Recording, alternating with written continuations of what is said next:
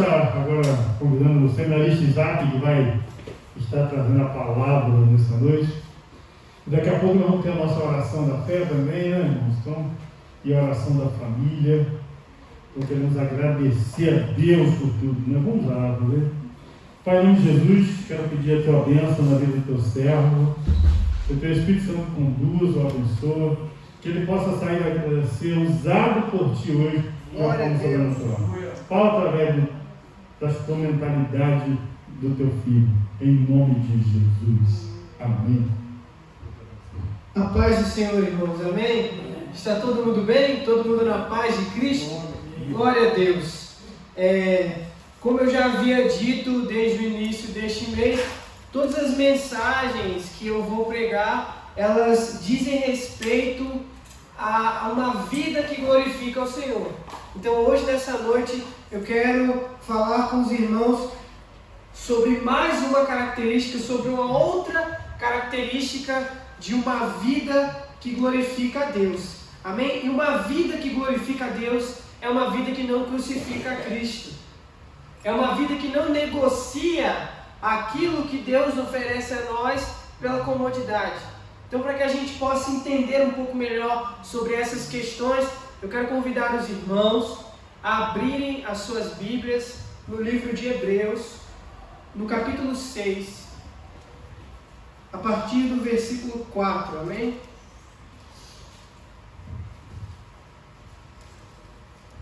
Hebreus 6, do 4 ao 8.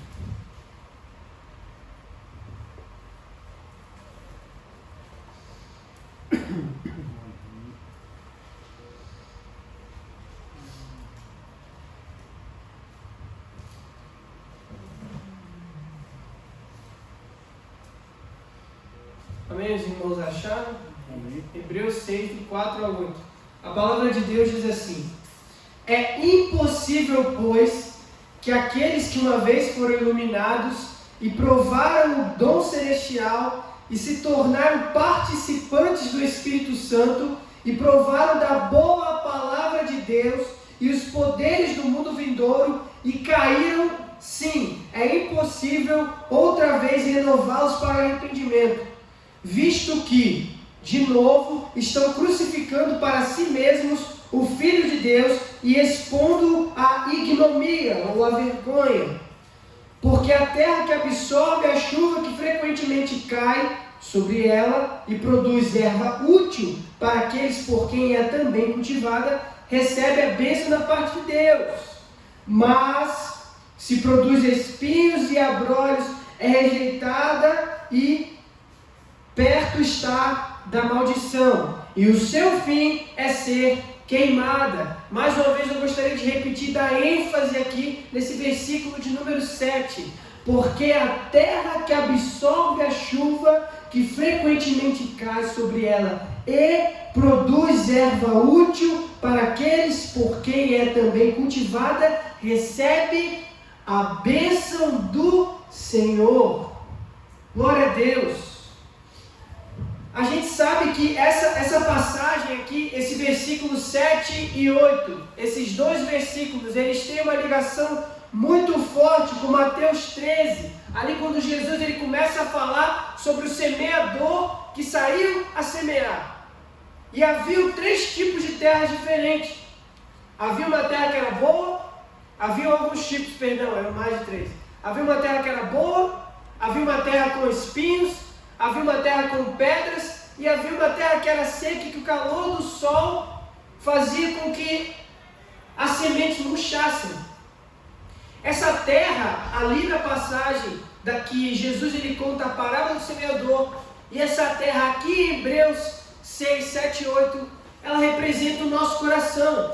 O modo como se encontra o nosso coração, o modo como o nosso coração recebe a mensagem de Deus, o modo como o nosso coração recebe a palavra de Deus, o modo como o nosso coração recebe as imposições do cristianismo à nossa vida. Porque o cristianismo ele impõe um certo tipo de comportamento, ele impõe certas renúncias. O cristianismo ele demanda, ele exige daquele que decidiu por seguir Jesus tomar determinadas atitudes diante de certas situações.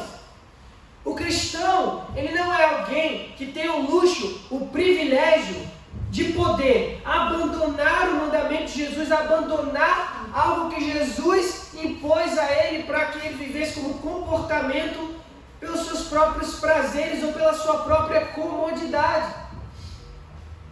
E eu escolhi esse texto porque esse texto ele fala um pouco sobre essa questão. Quando o autor ao Hebreus, ele escreveu aqui esse texto para as pessoas daquela época, para os irmãos daquela época que eram judeus e haviam se convertido ao cristianismo, esses irmãos encontravam-se na seguinte situação: eles haviam se convertido do judaísmo para o cristianismo. E naquela época, o cristianismo enfrentava, por ocasião e oposição do Império Romano, uma perseguição ferrenha, uma perseguição muito brutal e ameaçadora às vidas daquelas pessoas. E tendo em vista o fato de que ser cristão era mais difícil, algumas daquelas pessoas que congregavam ali, comungavam na fé com o escritor de Hebreus, elas estavam tentadas a abandonar o cristianismo e voltar ao judaísmo, em favor de suas próprias vidas, em favor do seu próprio bem-estar.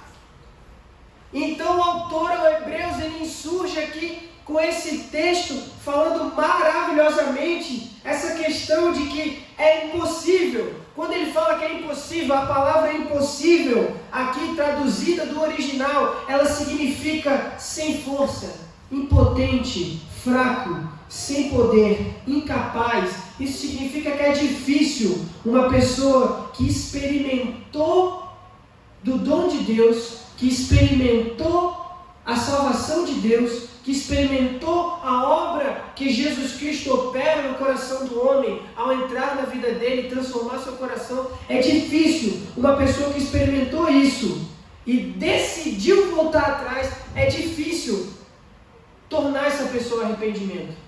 É uma situação muito complicada, porque essa pessoa ela se encontra nessa segunda característica, que é a do versículo 8, da terra que produz abrolhos e espinhos. E aqui, esses abrolhos e esses espinhos, eles podem ser entendidos como as emoções do homem, como os próprios desejos do homem, como quando Jesus ele fala, lá na parábola do semeador, que a terra que tinha espinhos, essa terra, ao receber a semente, muito dificilmente as pessoas que estão aqui presentes entendem um pouco de apicultura, entendem um pouco sobre cuidar da terra, sobre plantar. Sabem que uma terra onde tem espinhos, a árvore vai crescer sufocada, não é? E a árvore é a mensagem de Deus. A árvore é a palavra de Deus para o nosso coração. A árvore é o mandamento de Deus para que a gente siga. A árvore é a vida de Cristo em nós. A árvore é a vida de Deus em nós. E os nossos sentimentos, os nossos desejos, as nossas vontades, as nossas fraquezas, elas sufocam o crescimento da vida de Deus em nós.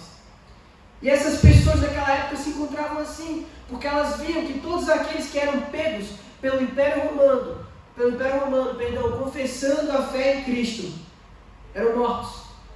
Então, alguns deles se sentiam tentados a voltar atrás, assim como muitas vezes na nossa vida há circunstâncias onde o comodismo nos leva a agir em favor da nossa própria vontade, do nosso próprio desejo, da nossa própria proteção, do nosso próprio bem-estar, em detrimento, em oposição a agir em favor daquilo que Cristo espera de nós. Deus espera a fidelidade dos seus servos. Deus não espera dos seus servos, daquele que diz que o segue, daquele que se dispõe a segui-lo, a viver para Ele. Deus não espera deste tal, Deus não espera desta pessoa uma decisão que coloque em conflito, que coloque em xeque o testemunho que essa pessoa dá de Cristo no mundo. Deus não espera de nós que venhamos apenas à igreja e lá fora a gente negue um comportamento que condiz com o comportamento cristão. A gente negue se esforçar para agir de tal forma que a nossa vida seja um fruto que glorifique a Deus e não um fruto que merece ser queimado.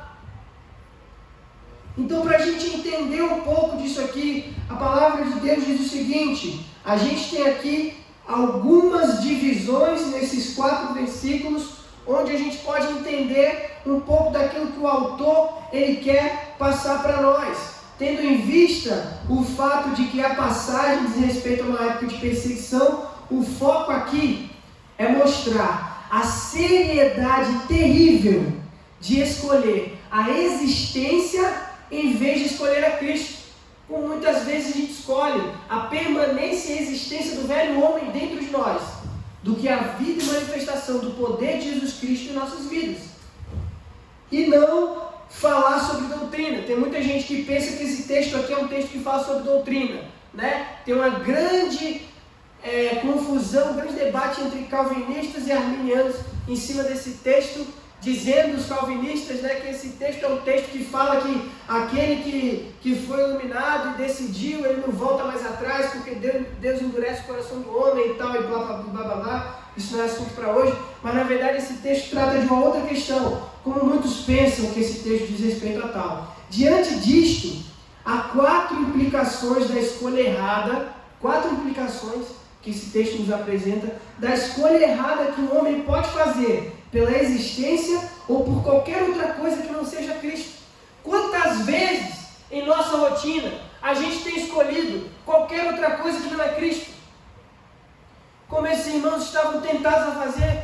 Quantas vezes a gente escolhe não vir à igreja por medo nessa época de coronavírus, ou não fazer algo relacionado à obra de Deus por medo, por temor, e a gente não escolhe vencer e romper o nosso medo com a coragem que o Espírito Santo já nos habilitou. Aqui no texto ele fala: aqueles que foram iluminados e provaram do dom celestial e tornaram participantes do Espírito Santo e provaram a boa palavra de Deus e os poderes do mundo vindouro. O poder do mundo vindouro habita na sua vida, meu querido. O poder, o mesmo poder, como disse Paulo, o mesmo poder que habitou em Cristo, que ressuscitou Cristo dos mortos, ele vigora na nossa vida e no nosso coração. Então, tendo esse poder, você com esse poder, escolhendo fazer o contrário ao que Deus quer de você, você acha que até o poder que Deus colocou sobre a sua vida não está te ajudando a fazer a obra de Deus? O que vai te ajudar? Então esse texto ele abre os nossos olhos para a gente entender que é uma escolha, é uma decisão, é um posicionamento. Claro que a obra da graça preveniente vigorou em nossas vidas e nos fez ser pessoas que conheceram a vontade de Deus, ser pessoas que conheceram o que deleita, no que o coração de Deus se deleita, o que Deus espera de nós. Mas o que a palavra ela nos convida a nos perguntar nessa noite é: qual é a posição que eu vou tomar diante dessa escolha, diante dessa bifurcação, diante dessa decisão, a qual Jesus já disse no Antigo Testamento, entre a porta larga e a porta estreita. A porta estreita não é apenas um caminho de salvação, mas a porta estreita, o caminho estreito, é um caminho de uma vida que glorifica o nome do Senhor. Aqui não falamos de salvação. Não falamos aqui que a pessoa que negar a Cristo, negar o que Cristo pede, que essa pessoa ela não vai ser salva. Muito pelo contrário, meus irmãos. Há um exemplo da palavra de Deus lá em Lucas, de Pedro. Todos conhecemos sobre Pedro aqui, não é verdade? Pedro negou Jesus 3 vezes. 3 vezes. Então a gente percebe que não é isso que o autor fala quando ele diz que é impossível estes regredirem ao arrependimento. Deus pode fazer, claro que pode. Só que a gente nota o seguinte da vida de Pedro: o que fez com que Pedro voltasse atrás no arrependimento, mesmo tendo negado Jesus, mesmo depois de ter negado Jesus, foi a sua escolha, diante de uma outra oportunidade, de uma outra ocasião, que ele se encontrou ali naquela mesma cidade de Roma. Dessa vez, não para negar Jesus Cristo, mas para morrer em favor do Evangelho como mártir, como uma testemunha. Então tudo diz respeito ao ser testemunha. Eu decido ou não ser testemunha de Cristo. Se eu não decido por ser testemunha de Cristo,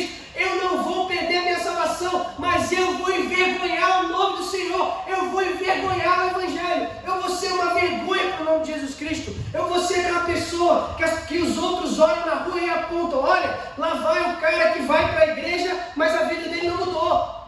Mas ele continua cometendo os mesmos erros. Mas ele continua fazendo as mesmas coisas.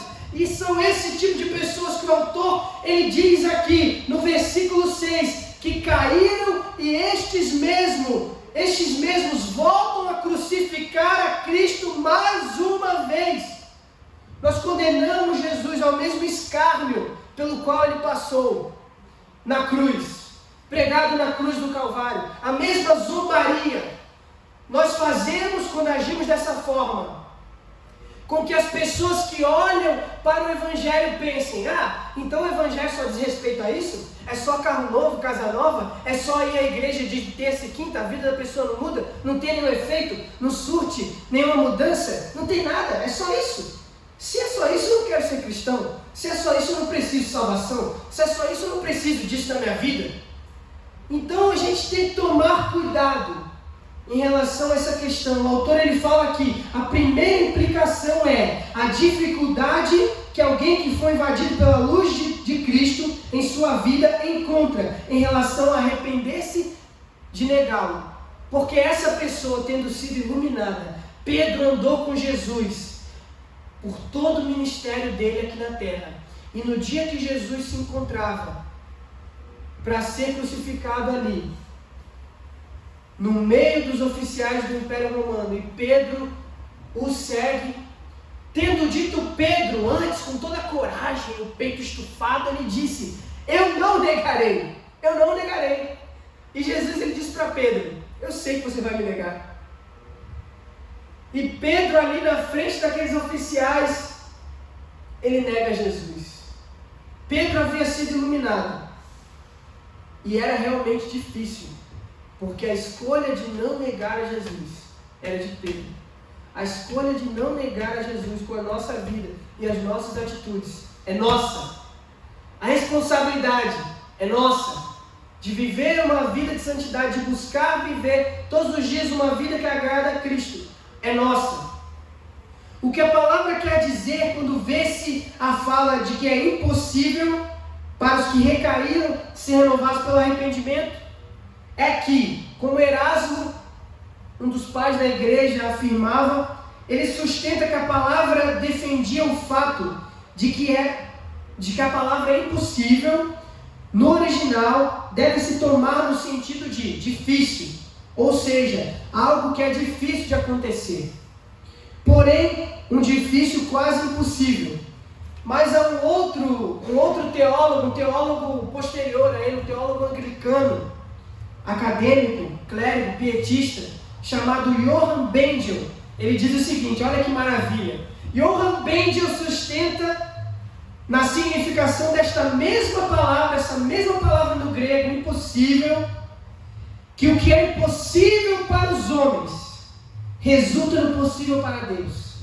E nós que conhecemos a verdade, devemos deixar os que renegaram a misericórdia de Deus à mercê do singular amor e misericórdia divina. Deus teve misericórdia da vida de Pedro, assim como nessa noite, se eu e você escolhemos não negar a Cristo na nossa vida, nas nossas atitudes, no nosso comportamento, no nosso testemunho perante a vizinhança, Deus ele pode ter essa misericórdia de nós e nos dar uma outra chance de mudar, de voltar atrás, sim, de regredir e retornar ao arrependimento, como o autor diz aqui no texto, que é difícil, mas depende de mim e de você, matar o velho homem, arrancar os espinhos da nossa terra, do nosso terreno, e deixar com que a semente do Evangelho plantada em nossos corações frutifique para a glória de Deus. A segunda implicação é falar de pessoas que experimentaram a virtude celestial e estavam negando a Cristo. Como a gente bem disse aqui, essas pessoas elas haviam conhecido, elas não largaram o judaísmo à toa, elas não deixaram o judaísmo e partiram para o cristianismo à toa, mas é bem conhecido de nós o fato de que realmente há coisas aqui nessa vida que nos confrontam a caminhar com Cristo. Às vezes a comodidade, o conforto, parece mais atraente do que o Evangelho. Parece sim. ficar em casa numa quinta um pouco chuvosa como essa, parece ser mais atraente do que vir à igreja e ouvir a palavra de Deus. Não é verdade? Parece. Não se esforçar, não se matar de esforço, trabalhando no louvor, na EPD, ou seja lá no que for na igreja, em detrimento do fato de que às vezes parece que você não recebe a recompensa por aquela sua atitude, é mais confortável do que fazer enquanto você vê que você faz sozinho, muitos fazem e muitos não fazem, na verdade, né? Mas Deus nos convida nessa noite a trabalhar para Ele, independente do que as pessoas vão achar, porque isso testifica que o nosso coração se encontra como uma boa terra, que recebeu a semente de Cristo, e como no versículo 7 diz, a terra que absorve a chuva, que frequentemente cai sobre ela e produz erva útil para aqueles por quem é também cultivada, recebe a bênção da parte de Deus. Você não está recebendo, quando você faz por Cristo, aplausos da parte dos homens, e nem é isso que você tem que esperar, mas você está recebendo a bênção da parte de Deus. Provaram essa palavra aqui, Geonomai, provar, testar, saborear, sentir, experimentar, nutrir-se. A gente está falando aqui de pessoas que se alimentam do Evangelho, de pessoas que leem a palavra, que se alimentam da palavra e muitas vezes se encontram sim, por causa da nossa natureza caída em Adão no pecado, tentados a abandonar. A gente se encontra às vezes tentado a abandonar aquilo que Deus espera de nós, a atitude que Deus espera que a gente tome. A gente se sente tentado a não tomar muitas vezes, mas o que o Espírito Santo quer dizer para nós nessa noite é que a gente tem que romper esse medo com a coragem que o Espírito Santo nos dá e agir de acordo com aquilo que Deus espera de nós, pois assim nós seremos abençoados, a nossa vida vai ser enriquecida, nós daremos frutos e os ímpios olharão para nós e dirão: eu quero ser como aquele irmão, eu quero ter uma vida que glorifica a Deus, porque vale a pena, mesmo diante da perseguição do Império Romano,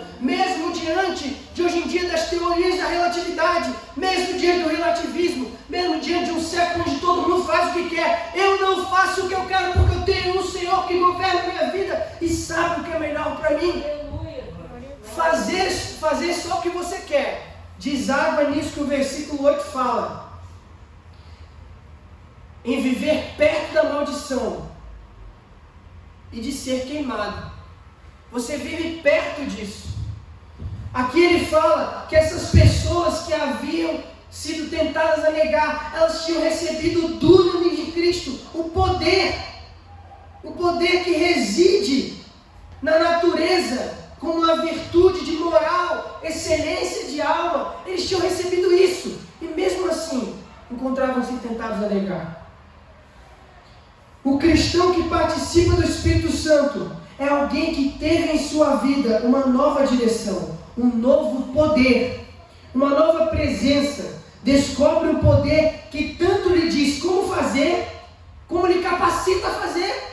Deus nos capacita a agir da maneira que Ele espera de nós.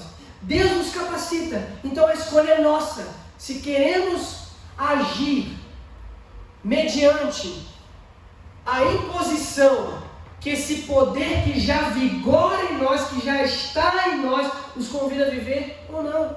O poder de Deus já está na sua vida. A iluminação já está na sua vida. A bênção de Deus já está sobre você. É como Moisés disse lá em Deuteronômio: escolhei, pois, hoje, morte ou vida. Se escolher vida, terá vida eternamente. Se escolher morte, terá maldição. A terceira implicação é: as pessoas estão crucificando Jesus mais uma vez, vivendo uma vida que envergonha o Evangelho. Certa feita, esse terceiro tópico diz respeito a isso. Em certa ocasião, um clérigo francês, um pastor francês, após a Revolução Francesa, perguntaram para ele a seguinte coisa. Ele foi interrogado sobre o que tinha feito na Revolução Francesa e ele murmurou: sobrevivi. Esta é a condenação de um homem que amou mais a própria vida do que a Cristo. pendurando-o numa cruz mais uma vez, lançando um golpe duro à igreja e colocando a sua vida e sua comodidade à frente da religião que ele, quando se batizou, como todos nós, na profissão de fé, prometeu-se fiel à causa. A Revolução Francesa foi um dos maiores crimes que a humanidade cometeu contra ela mesma. Na Revolução Francesa foi quando o homem decidiu colocar Deus de lado na soma e tirou a religião da soma da sua vida. A Revolução Francesa era uma filosofia que defendia que a laicidade do Estado não dizia respeito ao Estado que pode escolher a religião que quer, mas uma laicidade que representa um Estado sem religião, um Estado sem Deus, uma vida sem Deus. E esse pastor, diante dessa situação, para vergonha do Evangelho, ele se escondeu e sobreviveu pela sua própria comodidade, para o seu próprio conforto. Não podemos nos esconder diante das causas que o Evangelho tem nos convidado para lutar no meio da sociedade. Falo mais uma vez: amo, amarei, apertarei a mão, abraçarei qualquer pessoa que se aproximar de mim sendo homossexual. Porém, eu não me inibo de dizer que a palavra de Deus diz: homem e mulher os criou. Deus criou homem e mulher. Eu não quero, como na Revolução Francesa, ser um ser humano desequilibrado ao ponto de dizer que uma pessoa é diminuída, a sexualidade dela. Dizer que a sexualidade define uma pessoa. Para você que pode estar me escutando nessa noite, ou nesse dia, ou seja lá quando for, que se encontra nessa situação de homossexualidade, você não é só isso, você é mais. Você tem uma alma, você tem um corpo, você tem um espírito, você tem desejo, você pode ser feliz. A sua sexualidade não pode ser aquilo que te define. Então eu, como igreja, não posso me abster de lutar contra essas filosofias dizendo que Deus tem mais para a vida do homem. Deus tem vida e abundância. A vida não é só sexo. E a sociedade, ela tenta pregar isso de várias formas e trazer isso para o nosso meio como se fosse uma coisa comum. E quando eu me nego a entrar nessa guerra e dizer que os homens estão errados por motivos lógicos, por causas lógicas, eu crucifico a Cristo mais uma vez, porque Ele morreu para que o Evangelho, a vida e a abundância fosse instaurada na vida do homem e o homem pudesse viver de maneira plena, sem amarras, o homem pudesse viver sem cadeias, porque essa questão de limitar o ser humano, a sua sexualidade, é uma cadeia que aprisiona o homem e leva ele a viver pensando que a vida dele é definida só por uma característica do ser humano. Mas não é isso que Deus tem para nós. A quarta implicação é: embora o lavrador que lavra a terra queira produzir bons frutos num campo que só produz espinhos, estes frutos terão de ser queimados. Quando eu não vivo para a glória de Deus, a minha vida é uma vergonha. Eu, como cristão, não quero viver com o peso na minha consciência do fato de que eu estou indo para o céu, mas que eu estou pouco me lixando para as outras pessoas que vivem ao meu redor e estão indo para o inferno e estão sendo condicionados a uma vida miserável, onde nessa vida eles pensam que a vida diz respeito a uma coisinha ou outra, quando Deus tem uma eternidade de novas descobertas para a gente. Deus não tem uma eternidade de novas descobertas só para você. Deus tem uma eternidade de novas descobertas para o seu vizinho, para o seu parente que não é cristão. Então não cesse de orar por essas vidas, não cesse de tentar trazer essas vidas para a presença de Deus, porque Deus tem mais para nós. Deus tem mais do que a nossa sexualidade. Deus tem mais do que a nossa filosofia política. Deus tem mais do que o candidato que você vai votar, do que o time que você torce. Só isso não é felicidade. Claro que dentro dessas coisas tem uma pitadinha de felicidade ali, onde você consegue experimentar um pouquinho do que é, tipo 0,5% do que pode ser o gozo pleno que você vai experimentar na eternidade. Mas isso não é tudo. Na verdade, isso não é nada. Essas coisas não são nada. Os versículos 7 e 8 lembram-nos do teste de fogo de Deus. Vemos que Ele julga as nossas obras, as nossas decisões. Deus nos salva para que frutifiquemos e um dia seremos testados por Ele. Caso a nossa obra não seja aprovada, será queimada. A Bíblia diz que há pessoas que serão salvas como que pelo fogo. Mas a Bíblia também diz que há obras de ouro, que há vasos de ouro, há vasos que foram usados por Deus aqui na terra para causas nobres. O que você quer ser nessa noite, meu amado? O que nós queremos ser? Queremos ser vasos que vão ser queimados como palha, porque as nossas obras aqui na terra foram inúteis? Ou queremos ser vasos que vão ser salvos por Cristo, como vasos de ouro, que aqui na terra, como cristãos, lutaram por causas nobres e injetaram o Evangelho no meio da sociedade? E colocaram o Evangelho no meio da sociedade. E mostraram o Evangelho de Cristo para os homens. Não a terra, mas o fruto será uma vergonha para o Evangelho. Não vale a pena ser salvo envergonhando o nome de Cristo. Óbvio que isso até pode acontecer. Mas o melhor mesmo é ser salvo dando frutos que glorificam o nome de Deus. Como crente que é salvo através do fogo, apesar de ter envergonhado o Evangelho. Assim, a mensagem desta difícil passagem mostra-nos que o cristão pode regredir em sua vida espiritual e envergonhar a Cristo, mesmo o cristão. Eles não podem se arrepender enquanto vivem no pecado, mas uma vez que você decide sair do pecado, sair do comodismo, porque o comodismo é pecado, a sua vida é transformada. A nossa vida, se persistirmos nisso, não dará frutos duradouros.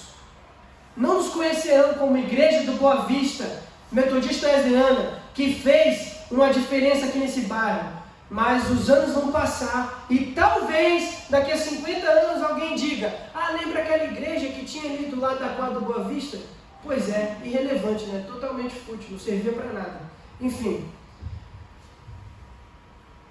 Não daremos frutos duradouros, e estes frutos ainda serão julgados por Cristo no tribunal, para que de maneira nenhuma desejemos usar a graça de Deus como uma desculpa para pecar. A graça de Deus não é uma desculpa para a gente viver a vida cristã da maneira que a gente vive, parado. Mas a graça de Deus é o poder que te habilita, que te dá condições de arrancar outras almas que, como você, estavam nas garras do diabo caminhando para o inferno, e usados pelo Espírito Santo de Deus, transportar, como Jesus foi o primeiro a fazer, essas vidas do reino das trevas para o reino da maravilhosa luz. Amém? Se coloque de pé nessa noite.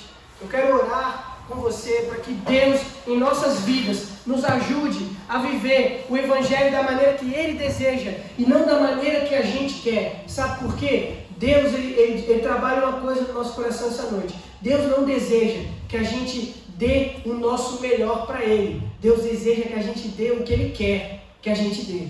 Não é até onde a sua limitação vai, porque o Espírito Santo consegue quebrar a barreira das suas limitações e te levar a fazer o que você nunca imaginou. Então queira dar a Deus aquilo que Deus quer de você. Amém? Senhor, obrigado pela Tua palavra que nos confronta. Obrigado pelo fato de que a Tua palavra ela nos confronta a ser melhores, a ser pessoas melhores, a ser cristãos melhores, a ser pais melhores, mães melhores, filhos melhores, irmãos melhores. A Tua palavra nos confronta a melhorar sempre, a crescer, a ser seres humanos melhores, que ajudam bem as pessoas, que entendem bem o ser humano, que têm empatia pelo outro, que dão frutos que glorificam o Teu nome. Ajuda-nos nessa noite a sair daqui com o nosso coração ardendo, Senhor, como saiu John Wesley de Aldersgate, e naquele dia a vida dele mudou, e ele saiu pelas portas daquela igreja memorável para dar frutos que glorificavam o Teu nome. queremos sair pelas portas da igreja metodista wesleyana do Boa Vista nessa noite para dar frutos que glorificam o teu nome e viver uma vida que será lembrada pelo que fizemos de bom pela nossa sociedade,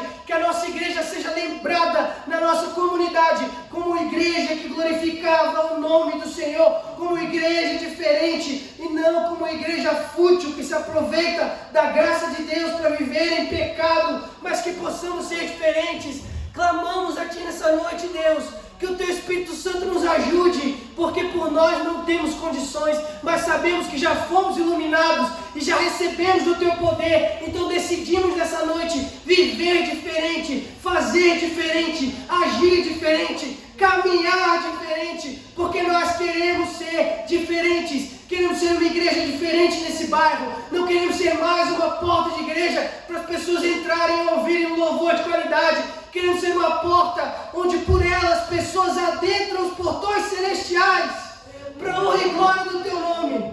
Em nome de Jesus nós Te agradecemos por essa oportunidade ímpar de mudar de vida. Em nome de Jesus agradecemos a Ti e oramos. Amém. Glória a Deus. Aleluia.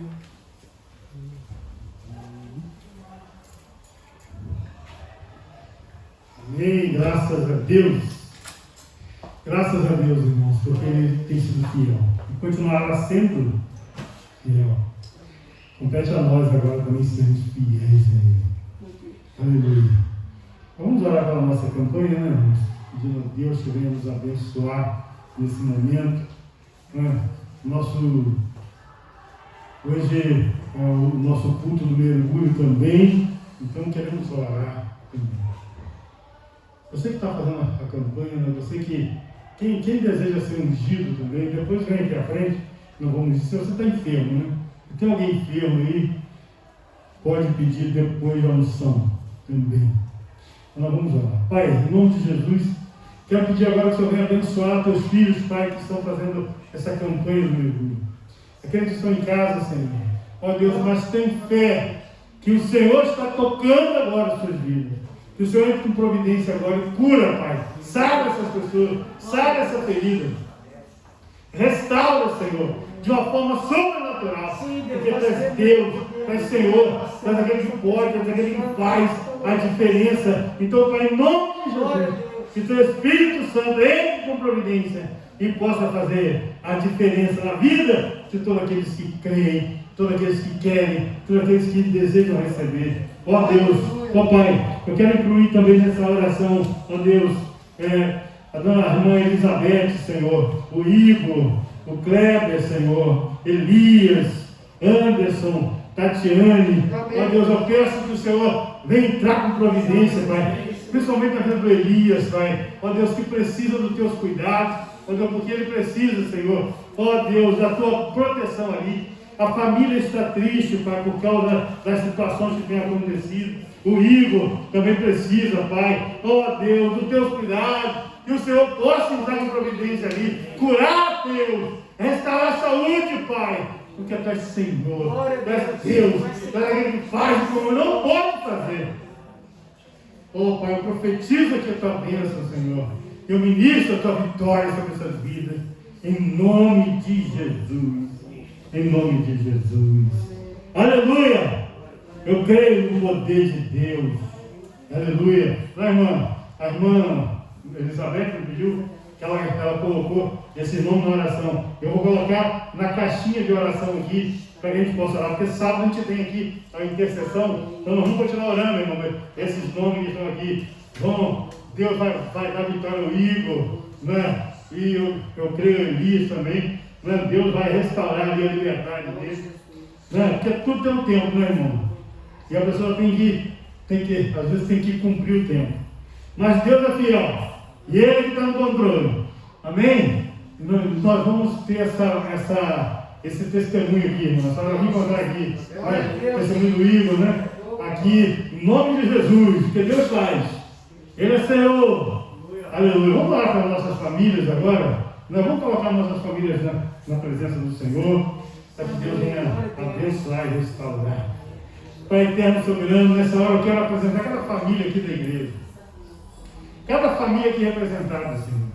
a família dos meus irmãos, ó Deus, que o Senhor possa visitar cada um aqui, dando alegria, dando vitória, dando saúde, Pai, porque sabemos, Pai, que a nossa família é o nosso bem maior. Visita os casamentos aqui, Senhor, restaura os lares, restaura os laços dos maridos, das esposas, dos filhos, restaura, Senhor, e dê tua paz, dê tua bênção, Senhor. Ó, Pai, conceda sempre a tua vitória, porque nós somos necessitados da tua vitória. Visita para os relacionamentos, Pai. Visita para os namoros, os noivados, Pai. Deus, por todas as famílias que vão se formar, que o Senhor possa estar já abençoando, Pai. Ó, Deus, e consolidando o amor, consolidando o compromisso, em nome de Jesus, Pai. Que o Senhor faça esse presente. Ó, Deus, abençoa-nos como família, abençoa-nos como igreja. Seja conosco, Pai. E agora, Pai, leva-nos em paz aos nossos lares, guardar debaixo das tuas mãos, Santo Deus, que possamos ter uma noite abençoada.